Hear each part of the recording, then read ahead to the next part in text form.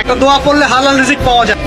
আমার সাথে পড়েন, আল্লাহুম্মা ইকফিনি বিহালালিকা আন হারামিকা ওয়া আগনিনি বিফাদলিকা আম্মান সিওয়াকা। এই দোয়াটা পড়লে ইনশাআল্লাহ হালাল রিজিকের প্রাচুর্য আসে। আল্লাহ তৌফিক দান। একটা দোয়া পড়লে হালাল রিজিক পাওয়া যায়।